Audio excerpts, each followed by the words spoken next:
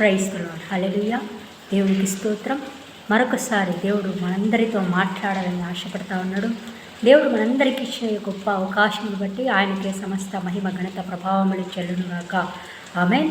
దేవుడు ఈ ఉదయకాల సమయమున మనందరికీ కూడా ఒక వాక్యాన్ని జ్ఞాపకం చేసుకున్నాడు. చూడండి, బైబిల్లో మనం లేఖనాలను గమనించినట్లయితే యెషయా గ్రంథము 49వ అధ్యాయము 15వ వచనం ద్వారా దేవుడు ఈ ఉదయకాల సమయంలో మనతో మాట్లాడాలని ఆశపడతా ఉన్నాడు. అక్కడ రాయబడి ఉంటుంది ఏమనంటే, స్త్రీ తన గర్భమున పుట్టిన బిడ్డను కరుణింపకుండా తన చంటి పిల్లను మర్చిన వారైనా మరుషుదురు కానీ నేను నిన్ను మరువను అంటున్నాడు. చూడండి, మనల్ని ఎవరు విడిచినా ఎవరు విడవకపోయినా మన దేవుడు మనల్ని ఏమాత్రం కూడా విడిచిపెట్టే దేవుడు కాదు. ఈ లోకంలో ప్రతి ఒక్కరూ కూడా ఏదో ఒక సమయంలో మనల్ని వదిలి వెళ్ళిపోవాల్సిందే. కానీ ప్రభువు మనకి వాగ్దానం చేస్తూ ఉన్నాడు ఏమనంటే, నేను నిన్ను మరువను. ఎంత గొప్ప దేవుడు కదండి. ఈ లోకంలో ఎవరు నిన్ను మర్చిపోకపోయినా దేవుడు మాత్రం నిన్ను జ్ఞాపకం ఉంచుకుంటాడంట. చూడండి, హన్నాను మనం చూస్తాం. మొదటి సమూయేలు గ్రంథము 2వ అధ్యాయంలో దేవునికి ఎంతగానో మొరపెట్టుకునేది.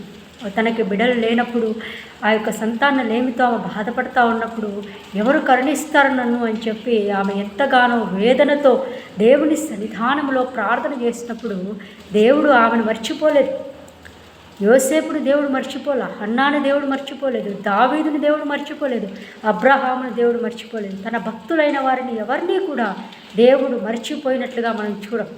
కాబట్టి నువ్వు నమ్మాల్సిన విషయం ఏంటంటే, నా దేవుడు నన్ను మరువడు. ఆయన ముదిమి వచ్చే వరకు నన్ను చంకనెత్తి పెట్టుకుంటాడు. ఎట్టి పరిస్థితుల్లో అయినా సరే దేవుడు నన్ను నిలబెడతాడు.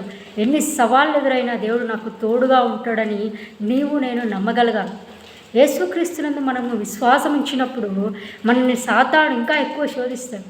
అటువంటి సమయంలో మనము దేవుని విడిచిపెట్టకుండా ఆయన యందు భయభక్తులు కలిగి ఆయనను మరింత దగ్గరగా వెళ్ళి ఆయన్ను ఆశ్రయించినప్పుడు, ఆయనని మనం హత్తుకొని జీవించినప్పుడు మన జీవితాల్లో అద్భుత కార్యాలు చూస్తాం. కాబట్టి ఈ దినం ప్రారంభంలో మనం ఒక ప్రార్థన చేసుకుందాం. ప్రభువా, నువ్వు వాగ్దానం చేశావు కదా, నేను నిన్ను మరవను అని. నన్ను మర్చిపోవద్దు ప్రభు, నన్ను జ్ఞాపకం చేసుకుని ఆయన ప్రతి విషయంలో కూడా నేను నిన్ను మర్చిపోకుండా సహాయం చేయ ప్రభువా, నీ చేయి పట్టి నన్ను నడిపించు ప్రభువా అని చెప్పి మనందరం కూడా ప్రార్థన చేసినప్పుడు దేవుడు గొప్ప కార్యాలు మన జీవితంలో జరిగిస్తాడు. కాబట్టి ఈ యొక్క వాక్యాన్ని వీక్షిస్తున్న నీవు ఎటువంటి పరిస్థితిలో ఉన్నా కూడా దేవుడు నిన్ను నిలబెడతాడు. దేవుడు నిన్ను వాడుకుంటాడు. దేవుడు నీకు అవమానాలు కాదు, ఆశీర్వాదాలను అనుగ్రహిస్తాడు. అంతేకాకుండా ఒకవేళ నువ్వు బాధలో, దుఃఖంలో, ఏడుపులో, నిట్టూర్పుతో ఉన్నట్లయితే, దేవుని నీవు ఆశ్రయించినట్లయితే ఆయన నీకు సమాధానాన్ని అనుగ్రహిస్తాడు. నిన్ను మాత్రమే కాదు, నీ కుటుంబాన్ని కూడా ఆయన దీవిస్తాడు. అంతేకాకుండా అనేక మందికి దీవెనకరంగా నిలబెడతాడు. ఆయన ఎందుకు విశ్వాసం ఉంచు, ప్రార్థించు. నువ్వు ఎటువంటి బాధలో ఉన్నా సరే ఆయనను విడిపించే సమర్థుడై ఉన్నాడు నా ప్రభువు. గొప్ప దేవుడు. ఆయన నమ్మిన వారిని ఆయన విడిచిపెట్టే దేవుడు కాదు. ఆయన తన అమూల్యమైన రక్తము చేత, నిష్కల్మషమైన రక్తము చేత తన ప్రాణాన్ని సిలువలో ధారపోసిన ప్రభువు నిన్ను నన్ను విడిపించడానికి, పాపం అనే దాస్యము కింద ఉండకుండా పరలోక రాజ్యాన్ని మనం స్వతంత్రించుకోవడానికి సజీవుడైన ప్రభువు మనందరికీ తోడుగా ఉన్నట్లుగా మనందరం కూడా తలలు వంచి ఆయన యొక్క కృపను ఉదయకాల సమయంలో వేడుకుందాం. పరిశుద్ధుడా, ప్రేమ, నమ్మకమైన మా ప్రియ పరలోకపు తండ్రి, ఈ యొక్క వాక్యాన్ని వీక్షిస్తున్న ప్రతి ఒక్కరిని దీవించండి, ఆశీర్వదించండి ప్రభువా. దేవా నాయన, నువ్వు మమ్మల్ని మర్చిపోయే దేవుడవు కాదు ప్రభు. మా తల్లి మరిచిన, మా తండ్రి విడిచిన, ఎవరు విడిచినా నేను మరువను అని సెలవిచ్చిన గొప్ప యేసయ్య. ఎవరైతే తండ్రి నాయన యవనస్తులైతే ఏమి, చిన్న బిడ్డలైతే ఏమి ప్రభు, వృద్ధాప్యంలో ఉన్న బిడ్డలైతే ఏమి, వివాహాల కోసం ఎదురు చూస్తున్న బిడ్డలైతే ఏమి, ఎటువంటి పరిస్థితుల్లో ఎటువంటి బిడ్డ ఉందో నువ్వు సమస్తము చూస్తున్నటువంటి దేవుడవు నాయన. నీ కృపలో వారి యొక్క అవసరతల్ని నామంలో తీర్చండి తండ్రి. వారి బిడ్డలను దీవించండి ప్రభు.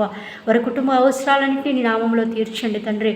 వారి కుటుంబము నాయన నీకు మహిమకరంగా జీవించడానికి సహాయం వచ్చాయి.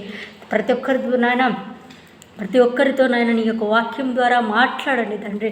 వాళ్ళని బలపరచండి ప్రభు. నీ యొక్క అమూల్యమైన కృప చేత దేవాని బిడ్డలను నాయన నడిపించమని వేడుకున్నాం. ఈ దినమంతటిలో ప్రభు ఆ పనివాటలన్నింటిలో మీరే తోడుగా నడిపించి, దీవించి, బలపరిచి, ఆశీర్వదించమని మా రక్షకుడు నీ కుమారుడైన యేసుక్రీస్తు నామములో అడిగి వేసినాము తండ్రి.